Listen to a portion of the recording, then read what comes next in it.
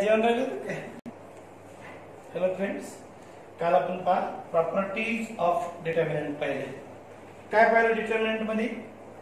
Suppose the determinant, first property in the determinant if first row of the determinant is ABC, second row of the determinant is LMN, and third row of the determinant is PQR.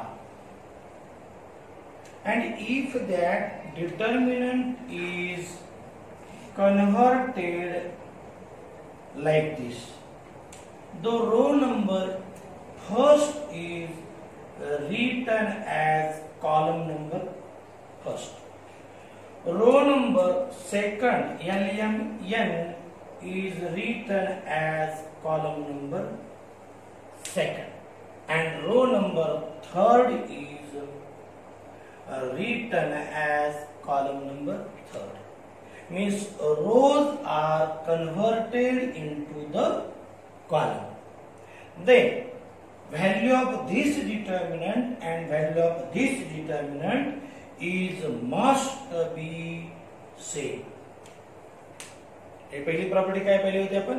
If rows and column of the determinant are interchange, row column, रोचा column, then value same means does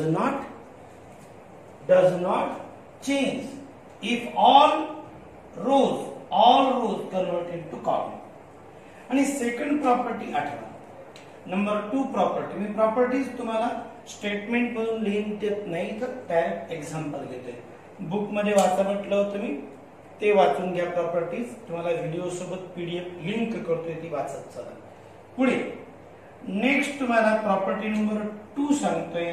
if in the determinant again suppose first row is ABC, second row is LMN, and third row is PQR. And we write the determinant, second determinant. In that determinant, the first row and third row are interchanged. First and third row are interchanged whenever LMN second row is as it is. Means here row and row are interchanged. Then value of determinant, this determinant value and this determinant value, whenever two rows are interchanged. Row to column नाही, रोच्या जागा आदला बदली केला. PQR वर घेतला, ABC खाली घेतला. फर्स्ट रोच्या ठिकाणी थर्ड रोच्या ठिकाणी फर्स्ट रो असा बदल केला. तर value of this determinant is change by sign only. म्हणजे या डिटर्मिनंटची व्हॅल्यू जर 10 आली तर याची व्हॅल्यू -10 येईल. याची व्हॅल्यू जर -5 आली तर याची व्हॅल्यू +5 येईल. मग कुठला डिटर्मिनंट घ्या, कारण मी एक्झाम्पल घेतलं होतं किंवा पुढे एक्झाम्पल आहेतच. याच्यातच या प्रॉपर्टीला इथं ऑर म्हणतो मी. आणि समजा एखाद्या मुलाने इथं बदल असा केला. Suppose ABC is a first row, then LMN is second row, and PQR is the third row. Now the student changed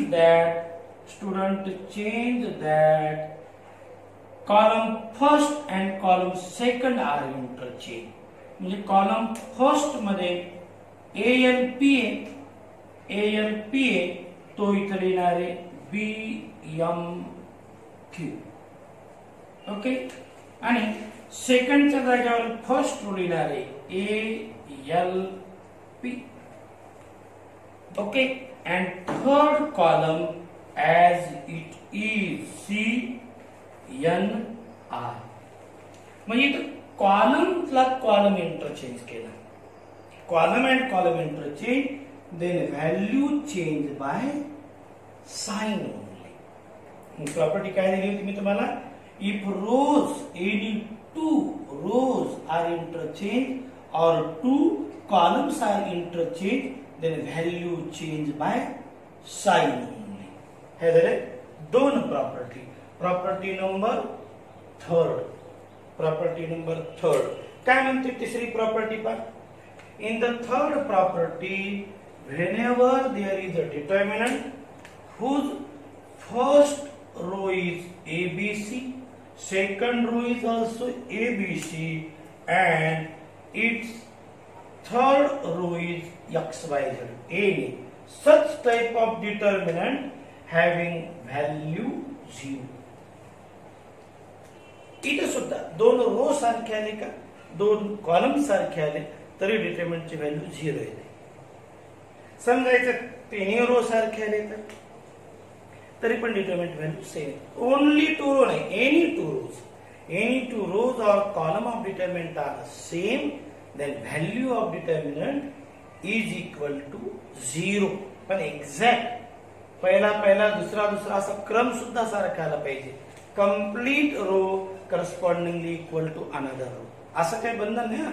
पहिला दुसराच रो सारखा, पहिला तिसरा दुसरा तिसरा कुठलाही रो किंवा कुठलेही दोन कॉलम सेम असतील तर value of determinant is 0. Property row or column साठी ही सुद्धा interchanging row or column change by sign. Here two rows are same, value 0. Two columns are same, value equal to 0. ह्या तीन प्रॉपर्टी काल आपण discuss केल्या, पुन्हा मी रिपीट केलं. त्याच्यानंतर एक प्रॉपर्टी पुन्हा येते, सिम्बॉलिकलीच मी तुम्हाला देतोय. ऍक्च्युअली कंप्लीट व्हर्बल मध्ये वर्डिंग मध्ये लिहून देत नाही, पण ह्याच प्रॉपर्टी असेच जास्त समजायला सोप्या जातात. कारण शब्द वाचून पुन्हा त्याला असं म्हणण्यापेक्षा डिटरमिनंट कसा आहे पहा, हा कसा आहे, row convert into column, value equal, does not change. Only two rows are interchange, value change by sign only. Two columns are interchanged, value change by sign only. And here two rows are same or columns are same, then value equal to 0. And in third property part, whenever there is the determinant, and that determinant has, suppose value of that determinant elements are a comma b comma c. Second row आता इथं मी सुरुवातीपासून जसे घेतले तसंच determinant घेतो, L N N. And third row is P Q R. Suppose it is the determinant. Now if each element of second row is multiplied by k, every element in second row is suppose multiple of k, then value of this determinant is equal to k times the value of determinant a b c. Second row काय k common घेतला, थोडक्यात तुम्हाला म्हणाल मी k common घेतला, आणि third row काय येईल P Q R. याने मी तुम्हाला एक छान एक्झाम्पल देतो. समजा आपल्याकडे डिटर्मिनंट आहे ज्याच्यात 2 1 2 असे एलिमेंट आहेत, आणि इथे एलिमेंट आहे पहा 50 100 -50, then 101. It is the determinant. आता मधला रो पहा, second row, it is multiple of 50 multiple of 50 multiple of 50. मग ह्या डिटर्मिनंटची value equal to 50 times the determinant 212. 50 into 1 50 into 2 म्हणून इथं 1 2 -1, and this is 101. म्हणजे एखाद्या डिटर्मिनंटच्या कंप्लीट रोचे इलेमेंट किंवा कॉलमचे, इथे फक्त रो पाहिजे सुद्धा, रोचे एलिमेंट सेम एका नंबरचे मल्टिपल असतील, के एल के एम के एन के कॉमन घ्या, फक्त एका रोला मल्टिपल असेल तरीही हा 50 पूर्ण एलिमेंटला मल्टिपल नाही. पुढे मॅट्रिक्स मध्ये सगळ्यांना मल्टिपल असतो तो, पण डिटर्मिनंट मध्ये ही प्रॉपर्टी मॅट्रिक्स एकदमच वेगळी आहे. केवळ एका रोला 50 मल्टिपल मध्ये, तर आपण अख्ख्या डिटर्मिनंट मधून कॉमन घ्या. If one row is multiple of K, then value of determinant is k times the value of determinant whose elements are a b c l m n. k काढून घेतला p q r. त्यासाठी example, आता हे determinant solve करायचं तर किती अवघड आहे, पण इथं जर 50 कॉमन काढलं तर एलिमेंट झाले छोटे.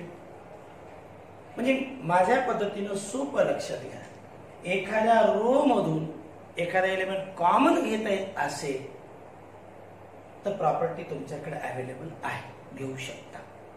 There is a property taking one element common from a row. मग समजा याला कोणीतरी मल्टिपल असेल, तो बी कॉमन घ्या, तो याच्या मल्टिपल मध्ये येईल. यालाही कोणीतरी कॉमन असेल, तो याच्या मल्टिपल मध्ये. एका रो मधून एकदा कॉमन, दुसऱ्या रो मधून वेगळं कॉमन, तिसऱ्या रो मधून येत असेल तर वेगळं कॉमन. म्हणजे सिंगल रो साठी कॉमन घेता येते, तर मग तिन्ही रो समजा मल्टिपल मध्ये असतील. फॉर एक्झाम्पल आपण एक्झाम्पल घेऊ म्हणजे तुम्हाला जास्त कळेल. Suppose there is 4 2 2. दिस इज 25, इट इज 5 and -10. Okay, it is 6 3 9. जर या डिटर्मिनंट कडे पहा, माझ्या प्रॉपर्टी मध्ये तुम्हाला काय सांगायचं, all these elements are multiple of 2. So taken 2 common from this row, 2 common from this row. मग डिटर्मिनंट काय बरेल, इथला 2 कॉमन घेतल्यावर 2 1 1, बाकी एलिमेंट ऍज इट इज. आपण 50 कॉमन घेतला, बाकी एलिमेंटला काही धक्का लावलाय का, 2 1 2. इथं जसं होतं तसंच इथं आहे, इथं जसं होतं तसंच इथं आहे, बदल पुन्हा झाला फक्त सेकंड रो मध्ये. मग तुम्ही इथून 2 कॉमन घेणार, बाकी एलिमेंट ऍज इट इज. पुन्हा याच्यातून 5 कॉमन घेणार, बाकी एलिमेंट ऍज इट इज. त्यापेक्षा काय कराल मी, पहिल्या रो मधून 2 कॉमन घ्या इनटू, सेकंड रो मधून 5 कॉमन घ्या इनटू, थर्ड रो मधून 3 कॉमन घ्या, आणि तिन्ही एलिमेंट कॉमन घेतल्यावर जो उरतो तो डिटर्मिनंट. काय होणार आपल्याकडे आता, 2 1 1. Okay, 5 1 -2 and here 2 1 3. म्हणजे प्रत्येक रो साठी एकदा कॉमन, प्रत्येक रो साठी. सिंगल प्रॉपर्टी मध्ये एवढंच दाखवल्यामुळे मुलं कन्फ्युज होतात. त्यामुळे मी एक्झाम्पल कसं घेतलं, याचा मल्टिपल कॉमन घ्या, ह्याचा मल्टिपल कॉमन, पण तिन्हीलाही मल्टिपल असला म्हणजे 5 5 5 × 1 5 × -2 5 घेतलं. 3 × 2 3 × 1 3 × 3 3 घेतलं कॉमन. म्हणजे प्रत्येक रो मधून एकदा. Same property कॉलमला, if a column is multiple of a number then that number taken common from the determinant. ही चौथ्या क्रमांकाची प्रॉपर्टी. प्रॉपर्टीज पाठांतरापेक्षा माझ्या मते असं लिहून घ्या, तुम्हाला शब्द पाठ करण्यापेक्षा कळेल. All rows convert into column, value does not change. Only 2 rows or column interchange, value change by sign only. 2 rows same or 2 columns same, value equal to 0. And if single row multiplied by a number, then that number taken common from complete determinant. एक पूर्ण row एकच नंबरचा common multiple असेल तर तो common multiple अख्ख्या डिटर्मिनंटच्या बाहेर घेते. याच्यापेक्षा हे पहा, याच्यातून कॉमन 2, यातून कॉमन 5, यातून कॉमन 3. म्हणजे ज्यात प्रत्येकाचा एका रोचा कॉमन मल्टिपल पूर्ण डिटर्मिनंटच्या बाहेर, पूर्ण डिटर्मिनंटच्या बाहेर. आता हे आपण एक्झाम्पल घेऊन व्हेरीफाय करू शकतो. ही प्रॉपर्टी आपण काय करू, एक्झाम्पल घेऊन व्हेरीफाय करू. एक एक्झाम्पल पाहूया आपण. इथे मी 2 0 1 घेतो 4 6 2 and here 1 1 minus 1. It is the determinant whose value equal to याची आपण व्हॅल्यू काढू सरळ प्रॉपर्टी न वापरता आपल्या ओल्ड मेथड 2 into याचा रो आणि कॉलम सोडून द्या -6 -2 -18 मिडल एलिमेंट 0 आल्यामुळे मध्ये ब्रॅकेट मध्ये काही सोडवायची गरज नाही करते -4 -2 -6 into 0 0 होते म्हणून मी इथे घेतच नाही काही आणि तिसरा element 1 in bracket row column सोडून द्या 4 -6 इट इज -2. मग आता व्हॅल्यू ऑफ डिटर्मिनंट किती आहे -16 -2 इज इक्वल्स टू -18. हे आले आपल्या ह्या गिव्हन डिटर्मिनंटची व्हॅल्यू. आता मला काय म्हणायचं हा डिटर्मिनंट आहे याच्या सेकंड रो मधून 2 येतो कॉमन 2 2 2 3 2 1 2 मल्टिपल प्रत्येक एलिमेंट आणि 2 into 2 2 into 3 2 into 1 घेतलं तर हा येईल 2 3 1 KL KM KN असेल तर K का कॉमन राहील L M N. पूर्ण रो मधले एलिमेंट जर मल्टिपल असतील ना तरच शक्य आहे. बाकीचे एलिमेंट धक्का लावायचा नाही जसे आहेत तसे. दिस इज इक्वल टू 2 into आता 2 आपला कंप्लीट डिटर्मिनंटच्या बाहेर आहे तर मी तसंच बाहेर ठेवतो आणि डिटर्मिनंटची व्हॅल्यू आपण आतमध्ये सॉल्व करू. डिटर्मिनंटची व्हॅल्यू काय डिटर्मिनंटची व्हॅल्यू 2 इन ब्रॅकेट 2 into -3 -1 म्हणजे इथे -4 बरोबर आहे. मधला एलिमेंट इथं पण 0 आलाय आणि लास्ट ला येईल +1 इन ब्रॅकेट -3 -1 -3 -1 म्हणजे इथे -4 1 into काय 2 -3 म्हणजे इथे -1 हे आलं आपल्या डिटर्मिनंटची व्हॅल्यू. त्याला सॉल्व करा ती पण तितकीच यायला पाहिजे. हा 2 into इथे किती आले -8 0 -1 दॅट इज -9 आणि आता पहा व्हॅल्यू कन्फर्म किती आली -18. आता जे मी म्हटलं होतं ते पूर्ण झाले का पहा. डिटर्मिनंट व्हॅल्यू आली -18 या डिटर्मिनंटची व्हॅल्यू आली -18. मग तेच म्हणतो मी एखाद्या डिटर्मिनंट मधून 2 कॉमन येत असेल ना 2 असाच ठेवा डिटर्मिनंट सॉल्व करा तुमची value k multiple of that new determinant आहे. समजलं का. पुन्हा एक एक्झाम्पल पाहू. डिटर्मिनंट घेतलं मी आता 2 1 5 3 -1 10 1 1 -15. हा रो कोणाचा मल्टिपल आहे का पहा हा आहे का पहा कॉमन मल्टिपल पाहिजे. पण मी जर कॉलम पाहिले ना तर कॉलम 5 into 1 5 into 2 5 into -3 लिहिता येते. मग या डिटर्मिनंटची व्हॅल्यू लिहिता येते आपल्याला 5 multiple of the new determinant. काय new determinant first row change नाही करायचं सो कॉलम 1 -1 1 कॉलम नाही चेंज करायचं इथे येईल 1 2 -3. आता काय करतो मी लेफ्ट हँड साइडच्या डिटर्मिनंटची व्हॅल्यू काढू आणि राईट ची व्हॅल्यू काढू सेम आली म्हणजे प्रॉपर्टी व्हेरीफाय होईल. पाहूया तसं होतंय का. मग इथं मी 2 इन ब्रॅकेट 15 पॉझिटिव्ह आहे ना -10 म्हणजे इथे 5 -1 इन ब्रॅकेट -1 इन ब्रॅकेट -45 -10 म्हणजे -55 आणि +5 in bracket 3 + 1 that is 4. Left hand साइडची व्हॅल्यू पूर्ण कंप्लीट करून घेऊ. काय लिहिते 5 into 2 10 plus 55 plus 20 पहा 75 plus 10 लेफ्ट हँड साइडची व्हॅल्यू आली 85. राईट पण तितकीच यायला पाहिजे. पण याच्यात काय केलं तुम्ही 5 घेतलाय कॉमन आणि मग डिटर्मिनंट व्हॅल्यू सॉल्व्ह करायला.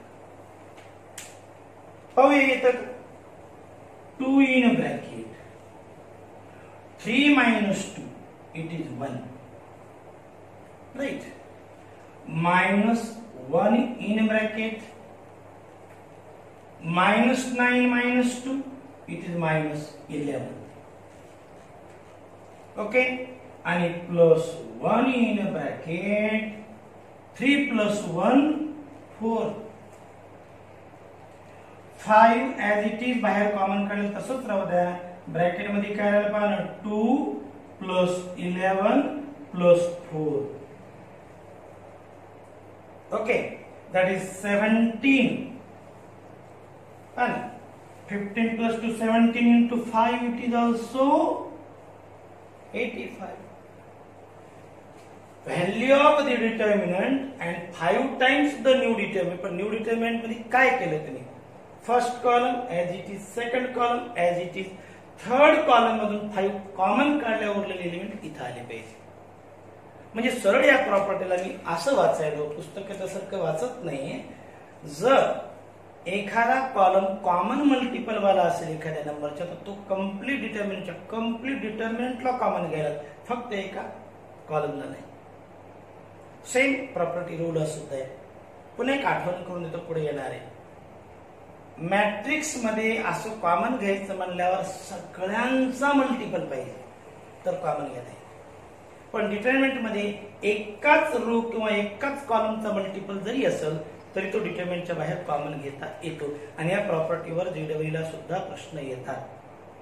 कधी प्रॉपर्टी कन्फ्युज करते, मॅट्रिक्सला वेगळी डिटर्मिनंटला वेगळी. ओके, याच्या नंतरची प्रॉपर्टी. आता या डिटर्मिनंट कडे पहा. First row element ABC, second मध्ये एलिमेंट कसे दिले n plus x, m plus y, n plus z. म्हणजे कोणत्यातरी दोन नंबरची sum p q r. If elements in a row are written as sum of two elements, in this case value of this determinant is written as sum of two determinants. Value of one determinant written as sum of two determinant. म्हणजे two determinant मध्ये काय काय करायचं पहा. यांच्यामध्ये हे first row as it is, last row third row as it is. दोघाही addition वाल्या डिटर्मिनंट मध्ये मी first row as it is लिहिलंय दोघांकडे एबीसी PQ1 PQ1. आता जो सेकंड कॉलम आहे ना जो आपण स्प्लिट केलाय दोन नंबरची sum, it is written as LMN and here it is x y z. फक्त या रोला दोन एलिमेंटची सम लिहित आहे. त्यामुळे पहिला एलिमेंट एका डिटर्मिनंट मध्ये, दुसऱ्या ह्याच्यामध्ये. म्हणजेच आपल्याला असं एक एक्झाम्पल म्हणता येईल. Suppose there is the determinant, here is suppose 7 9 and here 8. 5 minus 4 2. या डिटर्मिनंटला तुम्ही 7 ला दोन नंबरची सम लिहू शकता. मी आता इथे आपल्या मनावर लिहिता येते, गरजेप्रमाणे प्रॉब्लेम मध्ये पाहू. याला आपण 5 plus 2 लिहू, 9 ला आपण 6 plus 3 लिहूया आणि 8 ला आपण 4 plus 4 आपल्या मनावर लिहा म्हटले. 7 ला 5 plus 2 9, 8 ला. This determinant now written as sum of two determinant. In that both determinant first row and say third row is. मग बदल कोणात होणार आहे? बदल इथं व्हायला फर्स्ट इलेमेंट 5 6 4 इथे घ्या आणि सेकंड इलेमेंट 2 3 4 इथे घ्या. आता इथे तुम्ही सर पहिला कोणता तुमच्या मनावर आहे. तुम्ही 2 + 5 म्हणायचे का 5 + 2 म्हणायचे. फक्त एक इलेमेंट एका डिटर्मिनंट मध्ये दुसरा इलेमेंट त्याच्यामध्ये एकाच डिटर्मिनंटचे आपण 2 पार्ट करू शकतो. पण काय जमलं पाहिजे? The number written as sum of two number. त्यामुळे ही प्रॉपर्टी अशी लक्षात ठेवा. ABC PQR as it is दोन्ही डिटर्मिनंट मध्ये ABC PQR. Second row is sum of two numbers. Then in first determinant write LMN. In second determinant write XY. The one determinant is sum of two determinant. Example घेतलं मी 2 5 1 as it is दोन्हीकडे ह्यात याला 7 ला दोघांची असं काही compulsory नाही की सेकंड रो म्हणजेच लिहित असं नाही. Any row is split into the sum of two numbers, then that determinant is equals to sum of different two determinants, sum of two different numbers, and that is equals to sum of two different determinants. but the different म्हणतात त्याच्या same काय आहे पहा. First row से third row से change in only second row. एक इथलाच number बाहेरचा नंबर घेता येणार नाही. याच्यातलाच एक नंबर याच्यात दुसरा नंबर गरज पडली तर ही एक प्रॉपर्टी. याला आपण प्रॉपर्टी नंबर 5 म्हणू. आता राहिल्या 2 प्रॉपर्टी 6 आणि 7 त्याला डिस्कस करू. थोडा व्हिडिओ लांबल्यासारखं वाटायला का तर जाऊ द्या. बाकीच्या प्रॉपर्टी उद्याच्या दिवशी. पण याच्यात काही प्रश्न तुमच्या मनात पडला असेल. मी सेकंड रोला स्प्लिट केलं, थर्डला नाही का केलं? करा की थर्डला करा, फर्स्टला करा, आपल्या मनावर आहे. तुम्ही या 2 ला 2 + 0 पण लिहू शकता बरं का. मग आपण ऍडजस्टमेंट कशी करायची? ही प्रॉपर्टी एका डिटर्मिनंटचे 2 डिटर्मिनंट कधी आणि कसे लिहायचे यातला एक डिटर्मिनंट असा येईल हा प्रयत्न करा. त्याचे 2 रो किंवा 2 कॉलम सारख्या आणायचा प्रयत्न करा म्हणजे तो होईल 0. म्हणजे तुमच्याकडे एका डिटर्मिनंटचे 2 डिटर्मिनंट मध्ये लिहिले तरी ती एक जण होईल 0. अशी ऍडजस्टमेंट करा. तशी प्रॉब्लेम आहे पुढे प्रॉब्लेम पहा. Without expanding the determinant prove that value of determinant is 0 or find the value of determinant. मी एक्सपॅन्ड न करता आपल्याला पुढचे प्रॉब्लेम सोडवायचे. प्रॉपर्टीज वरले क्वेश्चन फक्त हुशार विद्यार्थीच सॉल्व्ह करू शकतो. मी तुम्हाला कन्फर्म सांगतो, ज्याला केवळ रट्टा मारायची सवय आहे का तो ही प्रॉब्लेम सोडवूच शकत नाही. कारण इथे तुम्हाला ह्या पूर्ण प्रॉपर्टी ऍट अ टाइम मेमरीत पाहिजेत आणि त्या तुम्हाला अप्लाय करायच्या. तर प्रॉपर्टीजवर मी मुद्दाम कालचाही पण आपण प्रॉपर्टीजवरच घातला. आजही पहिले प्रॉपर्टी मेमरीत बसल्या पाहिजे मग प्रॉब्लेम. उद्याच्या जे 2 प्रॉपर्टीज आहेत खूप छोटे आहेत, प्रॉब्लेम पण घेता येतील. एक जस्ट एका मिनिटात आपण रिव्हिजन करू. All rows and column are interchanged. Value does not change. Only 2 rows or column are interchanged. Value change by sign only. If 2 rows or column are the same, then value of determinant equal to 0.